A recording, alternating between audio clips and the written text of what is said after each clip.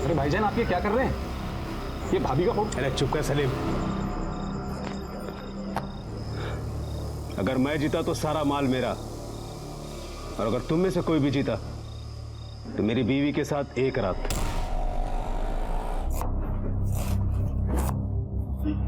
सोया, जल्दी से अपना होमवर्क पूरा करो और सो जाओ। मुझे भी कल होटल में देने वाली बिरयानी की तैयारी करनी है। अस्सलाम वालेकुम अब्बू। वालेकुम सलाम। रख दो उधर।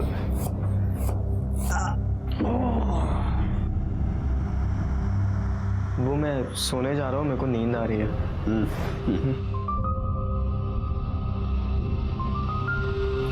ये लीजिए अब्बू।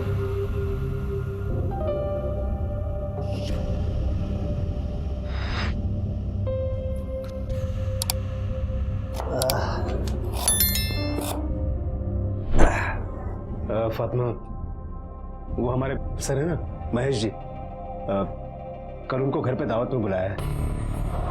दावत? कैसी दावत? वसीम, तुम्हें पता है ना हमारा तलाक हो चुका है और अभी तक सुलह नहीं हुई। और अभी से तुमने अपने दोस्तों को यहाँ। नहीं हुई तो हो जाएगी ना।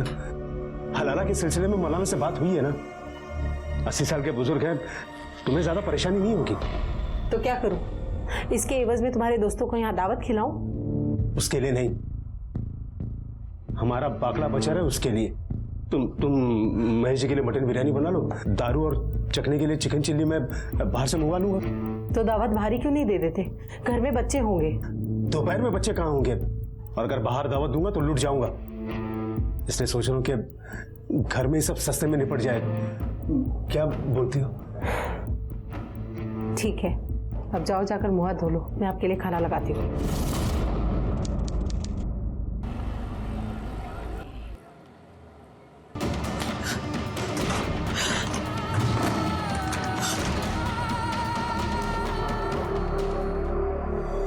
जोया, जोया क्या हुआ बेटा? रो क्यों रही हो? अम्मी पिछले 2-3 घंटे से रोए जा रही है और मैंने पूछा तो कुछ बताती भी नहीं है। फातिमा, फातिमा, क्या हुआ? तुम क्यों रो रहे हो? फातिमा, क्या हुआ? क्या हुआ?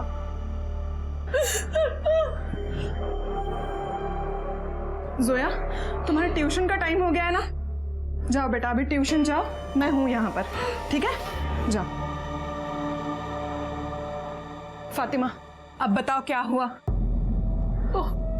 ऑफिसर, मैं स्कूल करती। वसीम भाई, भाभी जी के पिछले बिरयानी का स्वाद आज भी याद है।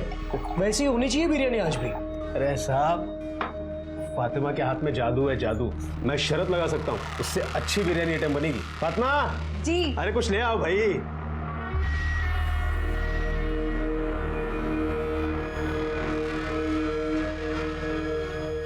क्या वसीम भाई सब सूखा सूखा ही खिलाओगे? कुछ चिकन मिकन मंगाओ। अरे मंगाया ना सब, बस अभी आ जाएगा थोड़ी देर में। आप शुरू कीजिए।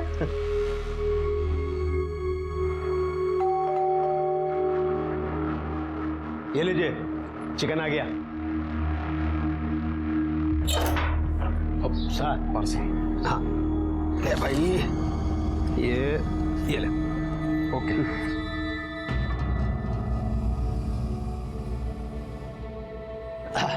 सब बस तैयार करके लेके आया।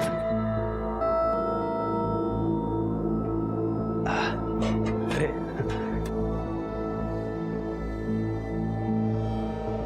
ये है ना, अरे खा लो चुपचाप, देख थोड़ी रहा कोई तरफ है। बस बस बस बस। अच्छा ठीक है, और लगेगा तो ले लेना। हा? ये लीजिए सर, ये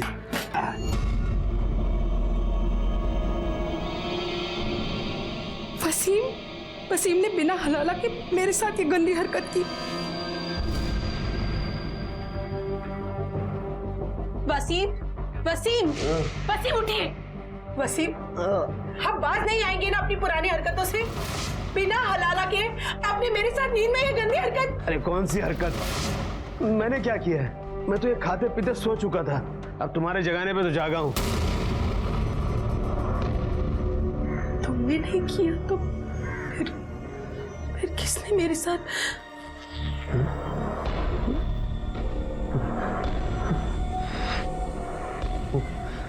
ये हरकत जरूर उस कमीने महेश की होगी। फातिमा, मैं तुम्हारे बगल में रहती हूँ, एनजीओ में काम करती हूँ और औरतों के हक के लिए लड़ती हूँ। फिर जब ये सब तुम्हारे साथ हुआ तो तुम मेरे पास क्यों नहीं आई? देखो फातिमा, तुम्हारे साथ जो हुआ है उसे बदला तो नहीं जा सकता, लेकिन जिसने भी तुम्हारा रेप किया है उसे सजा जरूर मिलेगी। हम अभी पुलिस स्टेशन जाएंगे और कंप्लेंट करेंगे, ठीक है? चलो मेरे साथ, चलो पुलिस स्टेशन जाएंगे हम। ओ मैडम, महेश को उसके की सजा जरूर मिलेगी, लेकिन अगर पुलिस में कंप्लेंट की ना तो पूरे एरिया में हमारी बदनामी हो जाएगी। और वैसे भी महेश का हम लोग कुछ नहीं बिगाड़ सकते, बहुत बड़ा आदमी है वो, पैसा है, रुतबा है, सब कुछ है। और हम एक गुजारिश करूं आपसे, आपका ये महिला मुक्ति मोर्चा ना हमारे घर से दूर रखिए, जाइए यहाँ से। वसीम भाई, आप मेरी बात को समझने की समझ आपकी बात, आप जाइए यहाँ से, नहीं करनी पुलिस कंप्लेंट। नहीं वसीम, मुझे कंप्लेन करनी है।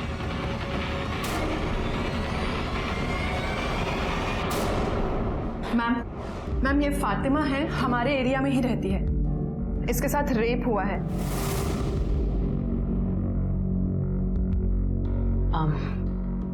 आप जानती हैं उसे? नहीं, मैं नींद में थी, मुझे तो होश भी नहीं था। जब नींद से उठी तो सर भारी भारी लग रहा था। कब हुआ ये और कहाँ? आज दोपहर को मेरे घर पे मेरे शौहर ने एक ऑफिसर को दावत पे बुलाया था। महेश नाम है उनका, महेश कुलकर्णी। दोपहर का खाना खाया,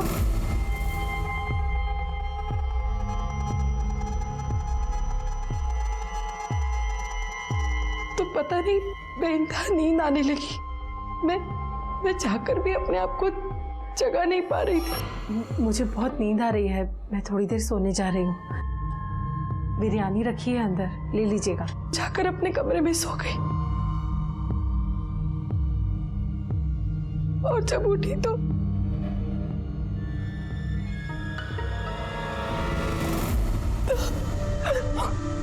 फातिमा, संभालो अपने आप को।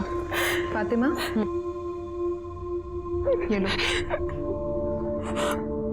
आपने तो कहा आपके पति उस वक्त आपके साथ थे, तो फिर वो यहाँ कंप्लेंट लिखवाने क्यों नहीं आए? मैडम, हमारा तलाक हो चुका है और वैसे बदनामी के डर से वो कंप्लेंट लिखाने के हक में नहीं है। कमाल है, आपके पति से आपका तलाक हो चुका है, फिर भी उन्होंने एक ऑफिसर को आपके घर पर दावत के लिए बुलाया और आपने उनके लिए खाना भी बनाया। स्ट्रेंज। मैडम, दरअसल आजकल हम लोग साथ ही रहते हैं, तलाक हुआ है पर हलाला की बात चल रही है। वो मुझसे दोबारा निकाह करना चाहते हैं। तो हो सकता है आपके पति ने ही नींद में आपके साथ जबरदस्ती की हो। नहीं मैडम, वो तो खुद बेसुध बेहोश होकर सो रहे थे, मैंने खुद उन्हें उठाया। ये भी तो हो सकता है ना कि ये सब कुछ करने के बाद उसने इनका नाटक किया हो। नहीं, वसीम ऐसा नहीं कर सकते। हलाला की बात निकाह से पहले ये सब करना गुनाह है। मुझे पूरा यकीन है महेश साहब ने मेरे साथ ये गलत हरकत की है। बाड़ी, मेडिकल टेस्ट लगे होंगे। ओके मैडम, चलिए। साधारण सी फातिमा पति से तलाक के बावजूद घर परिवार में उलझी, अपने बच्चों की जिंदगी बेहतर बनाने में लगी हुई थी और हलाला की रस्म पूरी होने का इंतजार कर रही थी। और उसके ही पति का दोस्त खाने पर उसके घर आता है, लेकिन उसके जाने के बाद जो हलचल, जो बवंडर फातिमा की जिंदगी में आया, उसने फातिमा के आत्मविश्वास और आत्मसम्मान को तार तार कर दिया। पर बावजूद इसके वो मजबूती से खड़े रहने की कोशिश कर रही थी। फातिमा के साथ बलात्कार हुआ था, ये साबित हुआ, लेकिन बलात्कार करने वाला कौन था इसका जवाब नहीं था। क्या वो महेश था या फिर फातिमा का तलाकशुदा पति वसीम? क्या सच वाकई इतना सही था या फिर इस सच की कोई और डरावनी तस्वीर भी थी?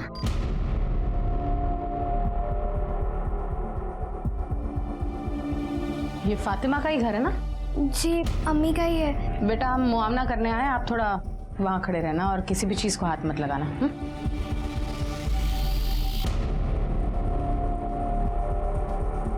ठीक तरह से घर चेक करना।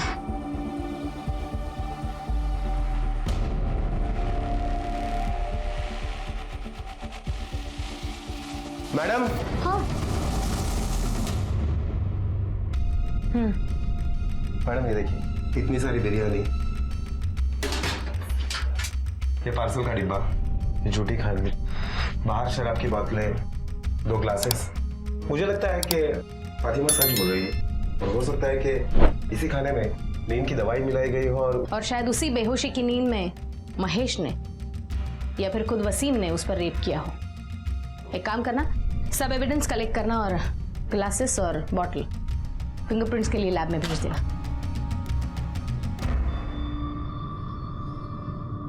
अब्बू नहीं ठीक है, कुछ नहीं। आप फातिमा के पति वसीम हो? हाँ। तो अब तक कहाँ थे? वो अबू को मैं डॉक्टर के यहाँ लेके गया था। इनके पेट में बहुत दर्द हो रहा है और उल्टियाँ बार बार हो रही हैं। डॉक्टर ने बोला है कि फूड पॉइजनिंग हुआ है। अच्छा, बताइए आपके साथ और कौन कौन था यहाँ जिसने ये खाना खाया और शराब पी? वो ऑफिसर है ना महेश, वो थे। दरअसल हमारे पापा जी का ठेला लगता है हमारा, वहाँ हफ्ता वसूली करता है वो। अब ठेला बचाने के लिए ऐसे ही छोटी मोटी दावतें करनी पड़ती हैं उनके लिए, और होटल में ले जाके नहीं खिला सकते, बहुत पैसा लगेगा, इसलिए एक घर में ही कम में कर लेते हैं। अगर मुझे पहले पता होता कि वो फातिमा के साथ ऐसा कुछ करेगा ना। आपको कैसे पता उसने ऐसा किया? आप भी तो हो सकते हैं। देखिए, मानता हूँ कि फातिमा के साथ मेरा तलाक हो गया है, लेकिन वो मेरी बीवी है, और अगर मैंने किया होता तो मेरे खिलाफ कंप्लेंट करती ना। पता चलेगा किसने क्या किया और क्या नहीं। पाटिल, इनका मेडिकल टेस्ट कराओ। साहब, वो महेश साहब का क्या है ना, वो सबको ही दुखी करते हैं, सबसे हफ्ता लेते साहब। पर साहब वसीम भाई भी इतने शाने हैं ना, महेश साहब को 1 रुपया नहीं देते थे, पूरा पैसा दारू में उड़ाते थे। पर महेश भी कम चिंती नहीं था साहब, वो बराबर वसीम के पीछे लगा हुआ था। वसीम को स्टॉल बेचना नहीं था साहब, और वो महेश को पैसा भी नहीं दे पा रहा था। पता नहीं वसीम क्या सोच के बैठा था। मैडम, फातिमा और वसीम इन दोनों की मेडिकल रिपोर्ट आ गई है, और इस रिपोर्ट के मुताबिक फातिमा के बॉडी में जो सीमेंट पाए गए हैं वो वसीम के सीमेंट से मैच नहीं हो रहे। मतलब वसीम और फातिमा के शारीरिक संबंध नहीं हुए? हाँ मैडम, और स्टार्टर में जो इन दोनों ने चिकन चिली खाई थी उसमें नींद की दवाई मिलाई गई थी। दोनों की ब्लड रिपोर्ट में उसके ट्रेसेस पाए गए हैं। जादव, वसीम को पैसों की जरूरत थी, कहीं ऐसा तो नहीं कि पैसों के लिए या फिर महेश का हिसाब चुकता करने के लिए वसीम ने ही अपनी बीवी फातिमा का सौदा किया हो, या फिर महेश की नीयत बिगड़ गई।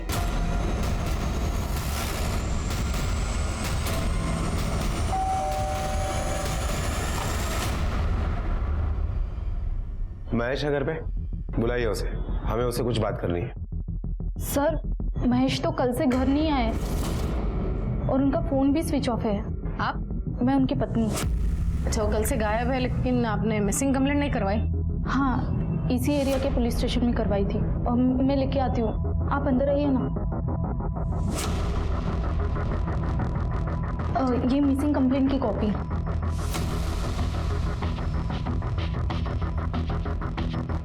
महेश का नंबर दे, और जैसे वो घर पे आता है हमें इन्फॉर्म करना। नंबर है 996711।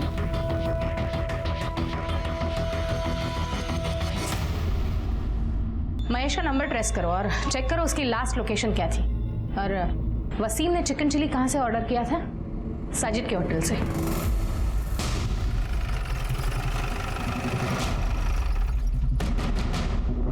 यहाँ साजिद कौन है? मैं हूँ मैडम। आपके यहाँ से फातिमा और वसीम के घर पे 18 तारीख को चिकन चिली गई थी। हाँ, गया था मैडम। आप जानते हैं फातिमा और वसीम को? जानता हूँ। कितनी अच्छी तरह से जानते हो? अब अच्छी तरह से जानता हूँ। फातिमा हर रोज हमारे यहाँ 25 किलो बिरयानी बेचती थी, तो काम का वास्ता हुआ ना मैडम। तो आपको ये पता होगा कि उसके साथ रेप हुआ है? नहीं। और आपके यहाँ से जो चिकन चिली गया है उसमें नींद की दवाई मिलाई हुई थी।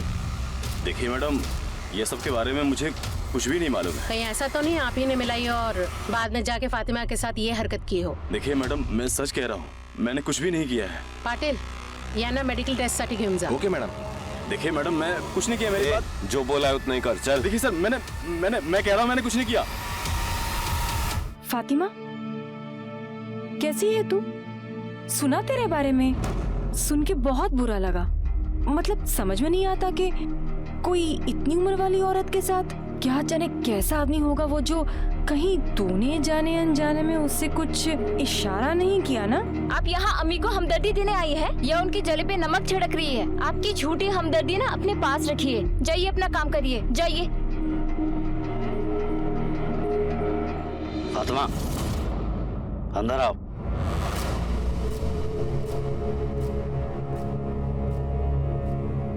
सुन लिया? मिल गया सुकून? अरे ये तो सिर्फ एक औरत थी, बाहर मोहल्ले में निकलोगी ना तो हर तरफ यही बातें हो रही हैं। अरे मैं कह रहा हूँ तुमसे कि कंप्लेंट वापस ले लो। उस महेश से ना तो अपनी तरफ से निपट लूंगा मैं। वसीम, बात तरीके की या बदला लेने की नहीं है, बात इंसाफ की है और उसके लिए कंप्लेन करना जरूरी था। इंसाफ क्या इतनी आसानी से मिल जाएगा तुम्हें? रोज पुलिस स्टेशन के चक्कर, कोर्ट कचहरी के चक्कर काटने पड़ेंगे ना, तब पता चलेगा तुम्हें। मैं कह रहा हूँ कंप्लेंट वापस ले लो। नहीं वसीम, मैं कंप्लेंट वापस नहीं लूंगी। फातिमा जी, आप साजिद के रेस्टोरेंट के लिए बिरयानी सप्लाई करती हैं ना? जी। ये साजिद कैसा आदमी है? मतलब आपके साथ जो हुआ है वो कर सकता है? जी। देखिए, उस दिन आपके घर से जो चिकन चिली हमने बरामद की उसमें नींद की गोलियां मिलाई गई थी। आपको क्या लगता है कि ये हरकत साजिद कर सकता है? साहब, उसके पास मेरा बहुत पैसा बकाया है। जब मैंने पैसे मांगे तो उसने कहा कि तुम्हारे शौहर का उधार कौन चुकाएगा, इसलिए सारे पैसे कट गए। इस बात पे मेरा उसके साथ बहुत झगड़ा हुआ था और फिर एक दिन उसने मेरे साथ बदतमीजी करने की कोशिश की। मैम मुझे दे दीजिए, मैं लूं। ए मोइन, तू जा पार्सल लेके, मैं देख लेता हूँ। तू जा।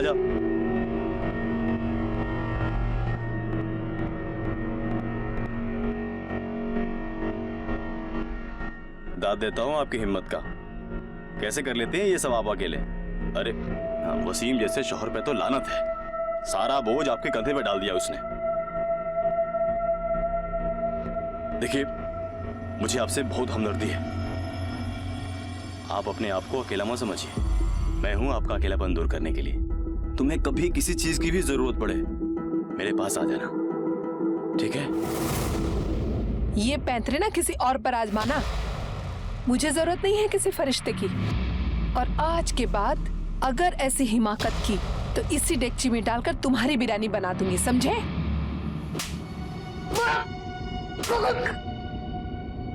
अरे वसीम ने तुझसे पैसे उधार लिए थे और वो तुझे वो रिटर्न नहीं कर पा रहा था, तो वो पैसे वसूलने के लिए तूने उसकी बीबी फातिमा के साथ गलत हरकत करनी चाहिए।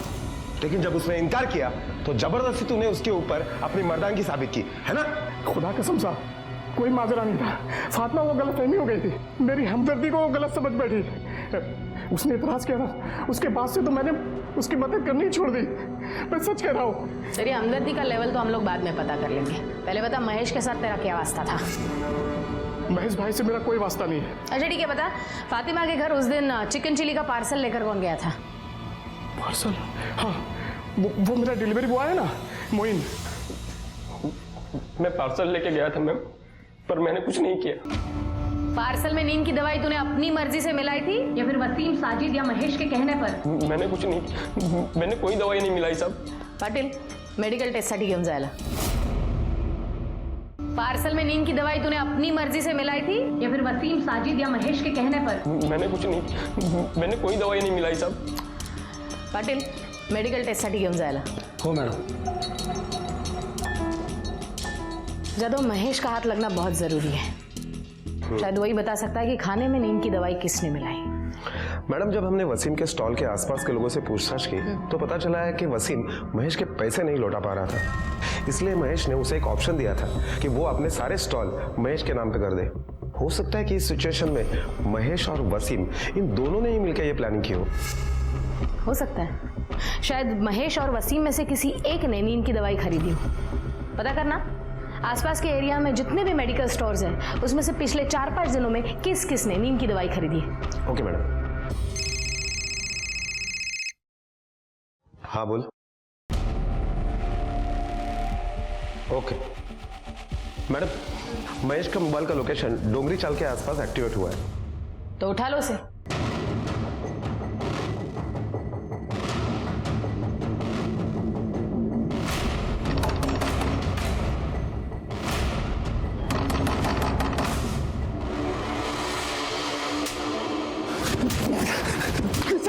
सब मैं मानता हूँ मैं वसीम के यहाँ खाने पे गया था, लेकिन मैंने उसकी बेबी का रेप नहीं किया। मुझे कुछ नहीं पता। तो सिर्फ तेरे खाने में नींद की गोली क्यों नहीं थी? वो वसीम मुझे फंसाने की कोशिश कर रहा है। उस दिन स्टार्टर खा के मैं चुपचाप चला गया था वहां से। उसके बाद क्या हुआ मुझे कुछ नहीं पता। तुझे कुछ नहीं पता तो तू गायब क्यों हुआ था? फोन क्यों बंद था तेरा? वो उस दिन में ही वसीम ने मुझे शराब पिलाई थी। 2 पेग होने के बाद ही मेरा सर दर्द करने लगा, इसलिए मैं वहां से मेरे ससुर का डोंगरी में घर है, वहां चला गया था। खाली है वो घर और उसकी एक चाबी मेरे पास है। वहीं पे था मैं, चार्जर नहीं था, फोन बंद पड़ा। दूसरे दिन मैं उठा तो मेरा फोन स्विच ऑफ था। नया चार्जर लेके फोन चार्ज किया, तब मुझे घर से ये बात पता चली कि ये सब हुआ है। इसलिए डर के मारे मैंने फोन बंद कर दिया और वही डोंगरी में छुपा रहा। मैंने कुछ नहीं किया। हटिन, मेडिकल टेस्ट लगे मुझे। हो मैडम, चल। मैडम, महेश के कॉल रिकॉर्ड के हिसाब से उस दिन वो वसीम के घर पे 2:30 बजे तक था और उसके बाद 5 किलोमीटर दूर वो चाली में था। वो 3 दिन तक वहीं था। कहीं ऐसा तो नहीं कि महेश के जाने के बाद किसी और ने ही ये रेप किया हो सकता है, लेकिन महेश के मेडिकल रिपोर्ट्स आने तक कुछ नहीं कहा जा सकता। अगर महेश का सीमन और फातिमा के बॉडी पे मिला हुआ सीमन मैच होता है और डोर पे महेश के फिंगरप्रिंट्स मिलते तो डेफिनेटली रेप महेश ने किया है। लेकिन ये सब महेश के रिपोर्ट्स आने के बाद, तब तक if and buts, get the reports. Okay ma'am.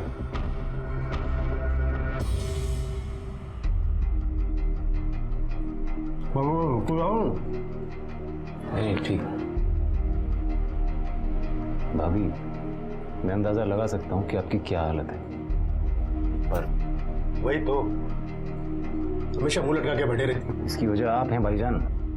ना तो आप महेश को घर पे बुलाते, ना ये हादसा होता। उसको बुलाने की वजह तुम जानते हो ना सलीम। अरे जान खा के रखा था उसने मेरी। सोचा एक बार में बुला के सारा मामला रफा दफा कर देता। और वैसे भी मैं इसे छोड़ तो नहीं रहा हूं ना, पर ये कंप्लेंट करके ना। ठीक किया इन्होंने, बिल्कुल सही किया। तो भाभी आपको घबराने की कोई जरूरत नहीं है। हम महेश को सजा दिलवा के रहेंगे। उससे क्या होगा?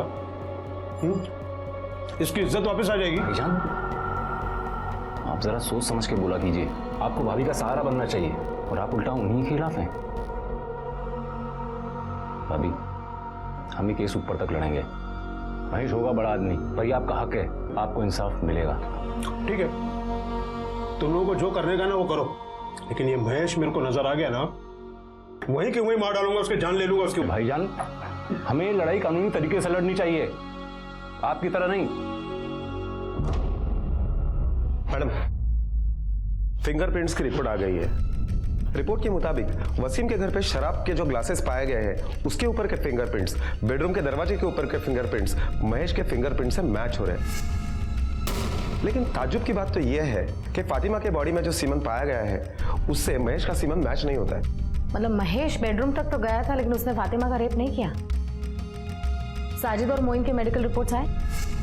हाँ मैडम, इन दोनों के भी सीमन फातिमा के बॉडी में जो सीमन पाया गया उससे मैच नहीं हो रहा है। साजिद नहीं, मोइन नहीं, महेश नहीं, तो फिर और कौन? मला वाटतं आपण काहीतरी मिस करतोय। फातिमा और वसीम की बैकग्राउंड फिर से चेक करना, छोटी से छोटी डिटेल निकालना, क्विक। 18 तारीख की दोपहर को वसीम के घर पे किसी को आते जाते देखा है? नहीं साहब। ये वसीम आदमी कैसा है? आदमी क्या साहब, बवाल है बवाल। 1 नंबर का दारूबाज और जुआर आदमी है साहब। पता नहीं कितने लोगों का कर्जा सर पे लेके घूमता है। मुझे तो लगता है साहब कि उसने खुद ही अपनी बीबी का सौदा किसी के साथ किया हो।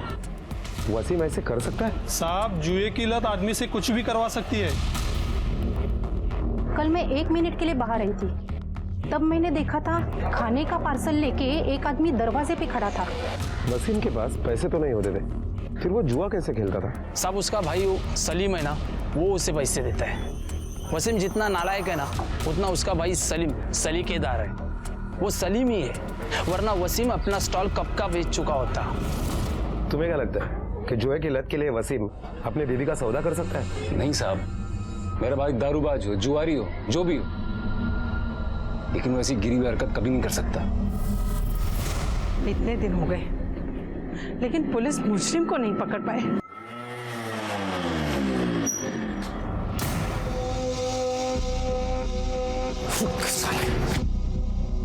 वसीम भाई, तुम मुझे जानबूझ के फंसा रहे हो, क्यों? क्या बिगाड़ा है मैंने तुम्हारा? मेरी बीवी के साथ जबरदस्ती किया तूने? मैंने कुछ नहीं किया है, बल्कि तुम्हारे झूठी केस की वजह से मेरी नौकरी चली गई है। देखो, अच्छे से बोल रहा हूँ, ये केस वापस लो, नहीं तो अच्छा नहीं होगा। तुम्हें जो करना है कर लो, पर ये केस मैं हरगिज वापस नहीं लूंगी। आज बहुत प्यार आ रहा है बीवी पे, बीवी की साइड ले रहे हो। उस रात ये प्यार हाँ? बोलना नहीं समझ में आ रहा। अगर पुलिस केस नहीं होता ना तो ये मार डालता तेरे को। चल निकल, चल चल जा, चलो तुम चलो। उस रात क्या अरे चल जा, हुआ था? निकल यहाँ से। हाँ, उस रात क्या हुआ था?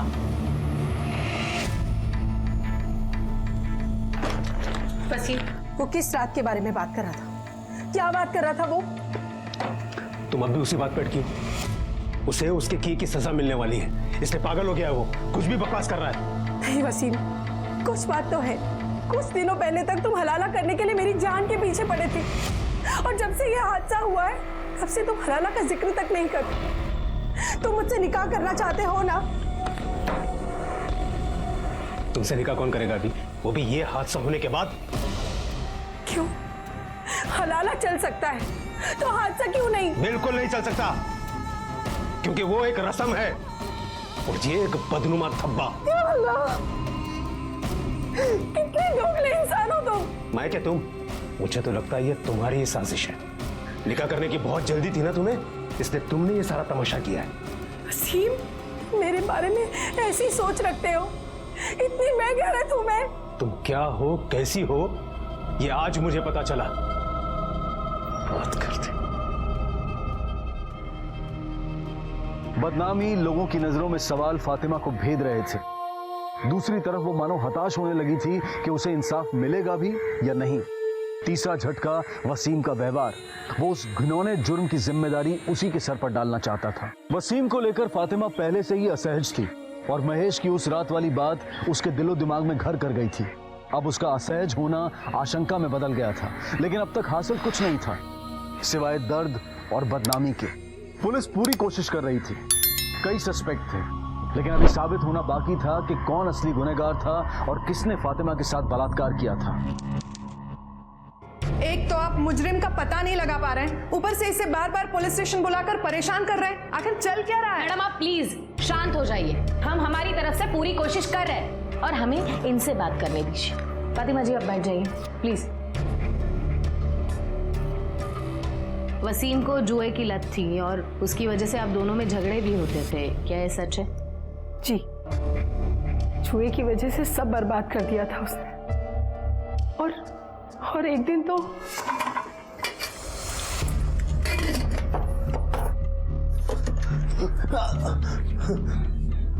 ये क्या कर रहे हैं आप? ये पैसे मैंने जोया और इमरान की पढ़ाई के लिए जमा किए, ना कि आपका जुआ खेलने के लिए। दीजिए मुझे, दीजिए, दीजिए मुझे पैसे, दीजिए। अरे हट, अरे हट, रुकिए, पैसे दीजिए मुझे। छोड़ बोला ना, दीजिए, पैसे दीजिए। मैं मर मर के पैसे जमा कर रही हूँ, और आप निकलिए मेरे घर से, निकलिए। ये तहजीब सलीका सब भूल गई है क्या? नहीं जाऊंगा इधर से। ज्यादा बकवास की ना तो उठा के। भाईजान, क्या कर रहे हैं आप? आप चलिए यहाँ से। अरे आप आइए मेरे साथ, छोड़िए, चलिए। इमरान, तू उनके साथ मत जा, वो तेरी जिंदगी भी अपनी तरह बर्बाद कर देंगे। इमरान, इमरान मेरी बात सुन इमरान। और उसके बाद वसीम ने मुझे तलाक दे दिया। तो वो घर वापस कैसे आया? वो फौरन वापस नहीं आया था। जब उसे पैसे की किल्लत होने लगी तब उसे मेरी याद आई। औलाद का वास्ता देकर मजबूर किया, मिन्नती की, माफी मांगी, साथ रहने की जिद करने लगा, पर मैं उस पर भी राजी नहीं हुई। और एक दिन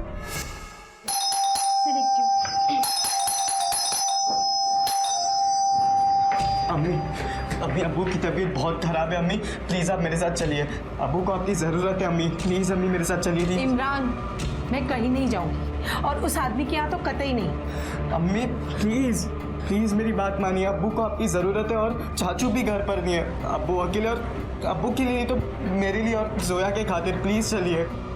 हाँ अम्मी चलते हैं ना, मुझे भी अब्बू की बहुत फिक्र हो रही है, क्या मालूम किस हालत में होंगे। चलिए ना अम्मी। अम्मी, अम्मी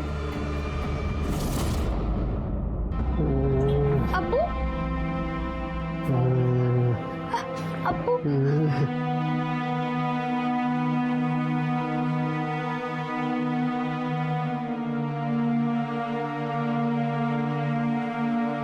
इमरान, ठंडा पानी और कपड़ा लेकर आ।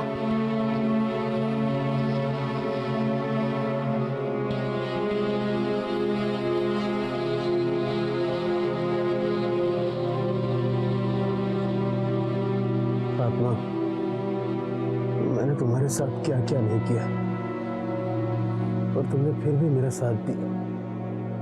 मैं अपने किए पे शर्मिंदा हूँ फातिमा, मुझे माफ कर दो। वसीम, अब कुछ नहीं हो सकता। हो सकता है फातिमा। मैं वादा करता हूँ मैं सुधर जाऊंगा। मैं जुआ नहीं खेलूंगा, मैं शराब भी नहीं पीऊंगा। बस एक मौका दे दो मुझे। मैं जानती थी उनकी जुआ खेलने की लत कभी नहीं जाएगी, वो कभी नहीं सुधरेंगे, इसीलिए मैं उनसे सुलह नहीं कर रही थी। पर एक दिन मुझे महसूस हुआ कि मुझे शौहर की जरूरत हो ना हो, जोया को बाप की जरूरत है। उसके बाद मैंने फैसला किया कि मैं अपने लिए नहीं पर अपनी औलाद के लिए वसीम को एक मौका जरूर दूंगी। इसीलिए पिछले 6 महीने से हम साथ रह रहे हैं और वसीम में तब्दीली आई भी। उसकी जुए की लत छूटने लगी, एक जिम्मेदार शौहर और बाप होने की कवायद करने लगा। पर फिर एक दिन ये मनहूस दिन आ गया जिस दिन मेरे साथ पर कुछ दिनों से उसका बर्ताव बहुत अलग है। पहले तो वो हमेशा निकाह और हलाला की बात करता था, लेकिन आजकल नजरअंदाज करता है। शायद महेश ने मेरे साथ ऐसा किया इसलिए। महेश ने आपके साथ कुछ नहीं किया, सबूत है हमारे पास। फिलहाल आप जा सकती है। केस में कुछ डेवलपमेंट हुआ तो definitely I will get back to you. चलो फातिमा, फातिमा चलो।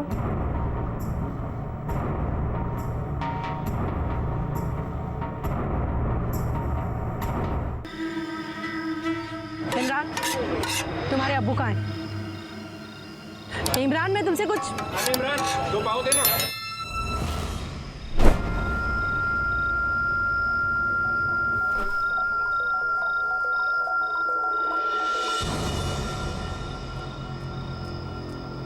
वसीम, पुलिस ने मुझे बताया कि महेश बेकसूर है, उसने कुछ नहीं किया। असली मुजरिम कोई और है। महेश ने ये तो फिर दूसरा कौन हो सकता है? ये तो तुम ज्यादा अच्छे से जानते होंगे ना, क्योंकि चिकन चिली तुमने मंगवाया था और उसमें नींद की दवाई थी। तुम कहना क्या चाहती हो? यही कि कहीं ये सब तुम्हारे इशारे पर तो नहीं हुआ। क्या पक रही हो तुम? वक्त नहीं रही हूँ वसीम। तलाक के बाद भी तुमने 2 बार मेरे साथ जबरदस्ती की, तब मैं कुछ नहीं बोली, लेकिन अब बर्दाश्त नहीं करूंगी। अगर इस सब में तुम्हारा हाथ हुआ ना तो मैं तुम्हें छोड़ूंगी नहीं। मैडम, पता चला है कि वसीम जिन लोगों के साथ जुआ खेलता था उनके नाम है महेश, साजिद और चाल का मालक संपतराव। मैडम, और एक बात पता चली है, ये वसीम जिस एरिया में रहता है उसी एरिया में एक जावेद नाम का चरसी आदमी रहता है। ये सब लोग मिलकर उसके घर पर ही जुआ खेलते हैं। मैडम, मोहिना और साजिद के मोबाइल लोकेशन आ गए। उसके मुताबिक मोहिन का मोबाइल लोकेशन 4 मिनट के लिए वसीम के घर पे एक्टिवेट था। उसके बाद पूरा दिन होटल में ही था। अच्छा, मतलब वो वहाँ पर रुका नहीं? नहीं मैडम। और साजिद? मैडम, साजिद के मोबाइल के लोकेशन के मुताबिक वो पूरा दिन सुबह से लेकर शाम तक होटल पर ही था। वो तो वसीम के घर के आसपास भी नहीं गया। हो सकता है ये उन दोनों के प्लानिंग का हिस्सा हो, लेकिन सबसे पहले हमें जावेद की खबर लेनी पड़ेगी। तो ही जावेद है ना रे? जी सब। तेरे यहाँ पे जुआ खेलते थे ना? अरे नहीं मैडम, वो तो इसी टाइम पास के लिए पत्ते खेलते बगैर पैसे के। हाँ। अच्छा, अब सच सच बोल दे। बहुत हो गया तेरा नाटक। तेरी पूरी कुंडली निकाली है मैंने। ऑफिसर महेश कुलकर्णी भी आता था ना तेरे पास जुआ खेलने के लिए? जी मैडम। उसका और फातिमा का कुछ लफड़ा था, बोला था तेरे को कुछ? फातिमा के रेप केस के बारे में कुछ जानता है? मैडम, मैं खाली एक ही बात जानता हूँ, मंगता तो वो बता देता हूँ, पर मेरा नाम किधर नहीं आना मंगता। बोल। उस दिन वो फातिमा का पति वसीम भाई मेरे पास आया था जुआ खेलने।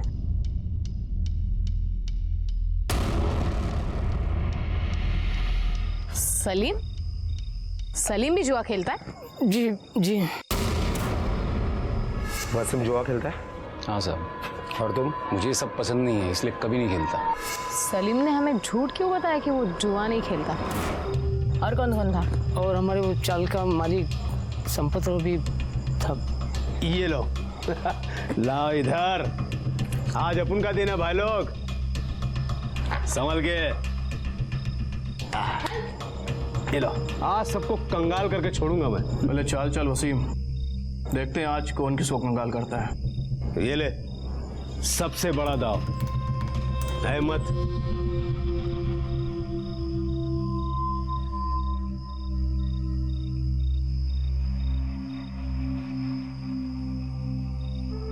ये मेरा। क्या हुआ वसीम भाई, आज आपका दिन बहुत जल्दी खत्म हुआ? अभी नहीं, आखिरी दाव तो खेलूंगा। अबे दाव पे लगाने के लिए बचा ही क्या है जो तू खेलेगा?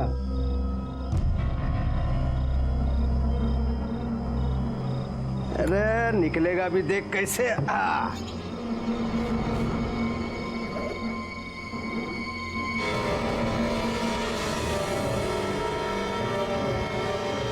वो उस दिन वसीम भाई तैश में आकर फातिमा भाभी को दाव पे लगा दिया।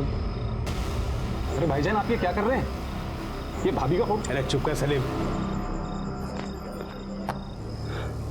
अगर मैं जीता तो सारा माल मेरा, और अगर तुम में से कोई भी जीता तो मेरी बीवी के साथ एक रात।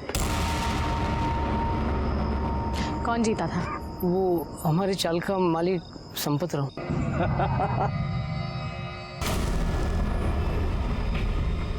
3 बेगम।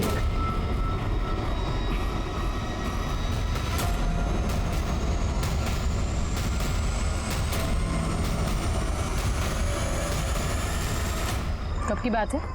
ये कोई तकरीबन 6 महीना पहले। ठीक है, तू जा, कुछ लगा तो वापस बुला लेंगे। जी जी।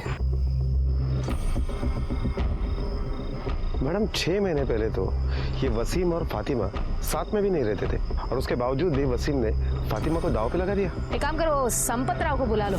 वसीम ने जुए में फातिमा को दाव पर लगाया था और वो बाजी तू जीता था। बोल उसके बाद क्या हुआ? बक। मैंने और वसीम ने एक प्लान बनाया था।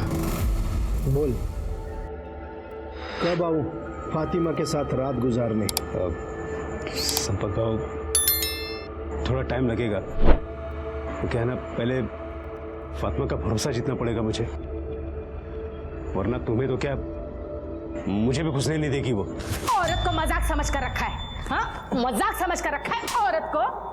नहीं मैडम, मतलब हमने दारू पी और दारू पी के ये सब किया। ये बलात्कार का प्लान बनाया। बलात्कार का कब बनाया? कैसे बनाया? और कितना बेवकूफ बनाएगा तू? 6 महीने हो गए जुए में जीते, घर कब बुलाएगा?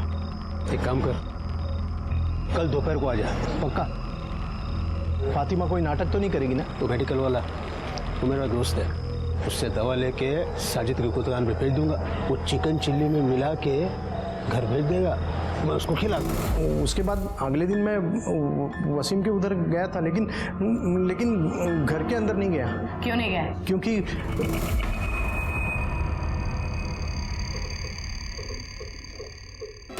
उसके बाद मैं अपने घर चला गया।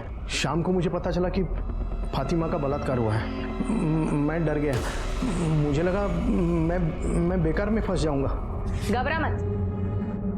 रेप केस में तू अंदर नहीं भी गया तो औरत का सौदा करने के वाहियात हरकत के जुर्म में जरूर जाएगा। हॉटेल घेऊन जायला आणि याची मेडिकल टेस्ट पण करा। हो मैडम गलती हो गई मैडम। अब अंदर जाके पछताना। चल चल। उसके कॉल रिकॉर्ड्स, मोबाइल लोकेशन सब निकालो। तो वो सलीम को उठाओ।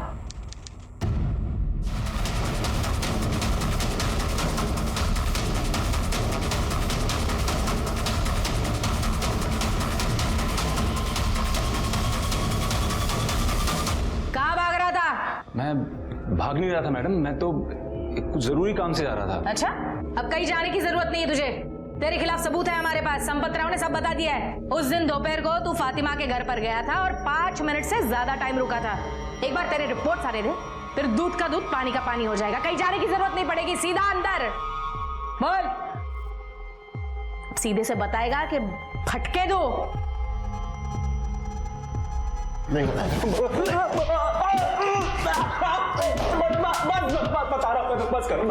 बता रहा हूँ मैडम, मैं सब बताता हूँ। बोल। सब बताता हूँ। फातिमा के साथ मैंने बलात्कार किया पर मैडम मेरी नीयत खराब नहीं थी। मैं फातिमा से बहुत मोहब्बत करता था पर वो वसीम की बीवी बन गई। वसीम भाई तो उसके काबिल कभी था ही नहीं। प्लानिंग कब किया था रेप का? वो जब मैंने संपत राव और वसीम भाई की बात सुनी थी। क्या रे वसीम, और कितना बेवकूफ बनाएगा तू? हाँ, 6 महीने हो गए जुए में जीते, घर कब बुलाएगा? एक काम कर, तो कल दोपहर को आ जा। उनकी बात सुनने के बाद मेरे को लगा कि एक बारी के लिए फातिमा को हासिल कर सकता हूँ। वसीम भाई और फातिमा का तलाक होने के बाद मैंने उसके करीब जाने की कोशिश की थी पर मैं कामयाब नहीं हुआ। जिस दिन संपत राव फातिमा के घर जाने वाला था उस दिन मैं पहले से ही घर पे नजर गड़ाए बैठा था और जैसे ही महेश घर से बाहर निकला तो संपत राव के आने से पहले मैं घर में घुस गया। जैसे ही मैं घर में घुसा मैंने देखा फातिमा अपने कमरे में नशे में सोई थी। मैंने उस मौके का फायदा उठाया और उसके साथ सोया। मैं नहीं वसीम भाई को जुआरी बनाया। उसको जुआ खेलने के लिए पैसा देता था ताकि वो शराब और जुए की लत में हमेशा उलझा रहे और उसका स्टॉल और फातिमा को मैं हासिल कर लूं।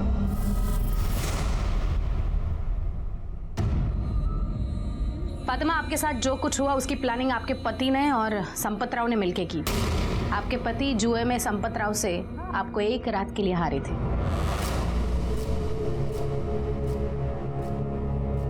वसीम, तुमने ये क्यों किया? मुझे माफ कर दो।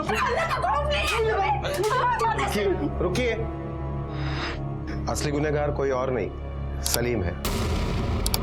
यह हरकत आपके साथ उसी ने की है।